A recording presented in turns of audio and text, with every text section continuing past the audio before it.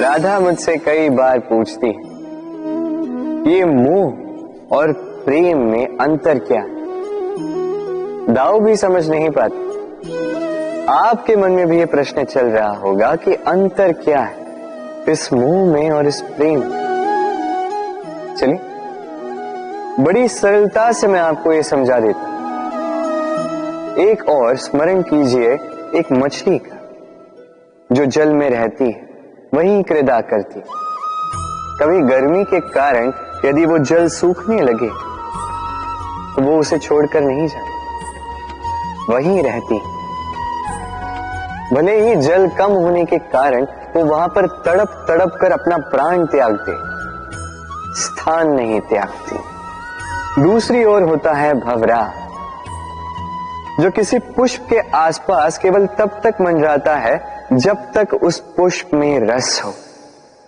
वो रस लुप्त, वहां वो भंवरा लुप्त। तो जो अंतर एक भंवरे में और मछली में, वही अंतर है मोह में और प्रेम।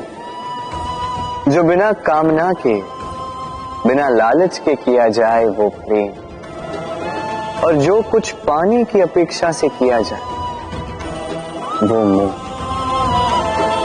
इसलिए त्याग दीजिए इस मोह को और मेरे साथ प्रेम से कहें, राधे राधे।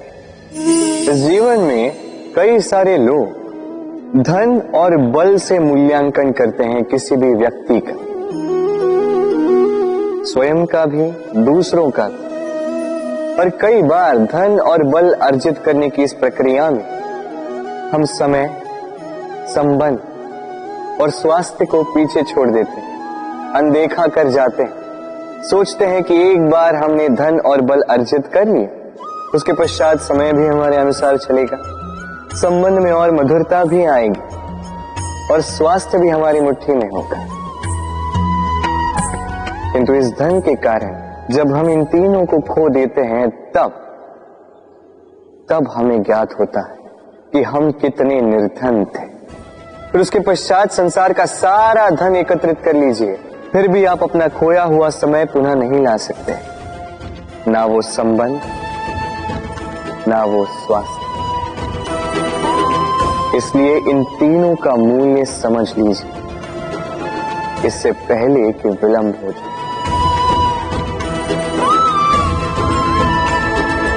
राधे राधे। बड़ी ऊंचाइयों पर पहुंचने के लिए हमें किसकी आवश्यकता होती है? अब इसका उत्तर बड़ा ही सरल है, सीढ़ियों की। अब इसमें एक गूढ़ रहस्य छिपा है। हम जब तेजी से सीढ़ियों पर चढ़ते हैं, यदि किसी को पीछे छोड़ दे तो क्या उसे देखकर हम उसे हीन समझ लेते हैं? क्या उसे हीन दृष्टि से देखते हैं? यदि किसी को धक्का देकर हम आगे बढ़े तो क्या उसे देखकर उसका उपहास बनाते? यदि आपका उत्तर हाँ है तो ये बहुत बड़ी भूल। आप सीढ़ियों में जिनसे भी मिले मधुर संबंध बनाए रखिएगा, स्नेहपूर्वक व्यवहार रखिएगा, विनम्र रहिएगा, क्योंकि जिस सीढ़ी से आप चढ़ रहे हैं, स्मरण रखिएगा, उसी सीढ़ी से पुनः आपको नीचे भी उतरना है। यदि ये सीढ़ी ही ना रही तो अपनी विजय का उत्सव अवश्य मनाएं, किंतु जो पीछे छूट जाए उसका उपहास कभी मत बनाएं। राधे राधे। सोचिए मैं क्या कर रहा हूं। मैं स्नान करने का प्रयास कर रहा हूं। इस सरोवर में मैं अपना प्रतिबिंब देख पा रहा हूं। अब यदि मैं अपने मन में ये विचार लाऊं कि मेरे प्रतिबिंब का स्नान करना, इसका अर्थ है मेरे शरीर का स्नान करना, तो क्या ये उचित होगा? क्या ऐसा होता है? नहीं, कदापि नहीं, क्योंकि आपका शरीर आपके वश में। जब तक आप अपना शरीर नहीं भिगाओगे तब तक आपका प्रतिबिंब नहीं भीगेगा। अब आप सोच रहे होंगे कि मैं ऐसी व्यर्थ की बातें कर ही क्यों रहा। क्योंकि इन बातों का नाता है हमारे जीवन में हमारे अनुभव से। हमारे जीवन में ये अनुभव अत्यंत महत्वपूर्ण होते हैं। कुछ लोग ऐसे होते हैं जो संकटों का सामना नहीं करना चाहते, कठिन परिस्थितियों का सामना नहीं करना चाहते, उनसे दूर भागते हैं और साथ ही ये आशा भी करते हैं कि बड़े से बड़े संकट का सामना करने का उनमें अनुभव स्वयं ही आ जाए, वो साहस अपने आप आ जाए। किंतु ऐसा नहीं है, इसलिए संकटों का सामना करें, ना कि उनसे दूर भागे, क्योंकि यह अनुभव बैठे बिठाए तो नहीं आता। इसके लिए आपको उस मार्ग पे चलना होगा जहां संकट है, चुनौतियां हैं, कठिन परिस्थिति है, और इस मार्ग पर निडरता से चलना होगा, इनका सामना करना होगा। फिर देखिए, इस मार्ग में आपकी शक्ति, आपका साहस आपकी प्रतीक्षा कर रहे हैं। राधे राधे।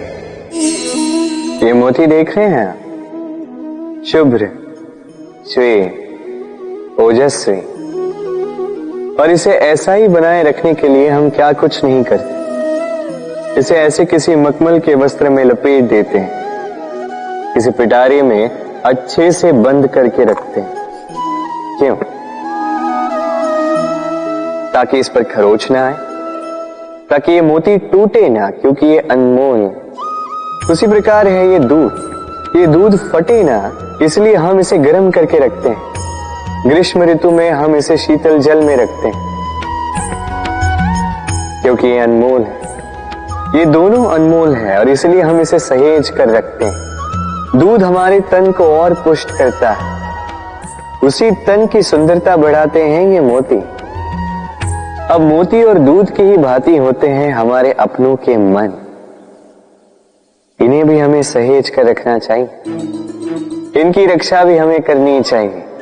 मीठे वचन, स्नेह, आदर पूर्ण व्यवहार से इन्हें सहेज कर रखें, क्योंकि जैसे एक बार यदि दूध फट जाए तो पुनः उसे ठीक नहीं किया जा सकता। एक बार यदि मोती टूट जाए तो कुछ भी कर लो, उसे पुनः नहीं जोड़ा जा सकता। उसी प्रकार एक बार मन में भेद हो जाए तो उसे पुनः पूर्व स्थिति में ले जाना अत्यंत कठिन होता है। मन के मतों में भेद हो सकता है, किंतु मन में भेद नहीं होना चाहिए। इसलिए अपनों के मन सहेज कर रखें, क्योंकि ये अत्यंत अनमोल होते हैं। राधे राधे।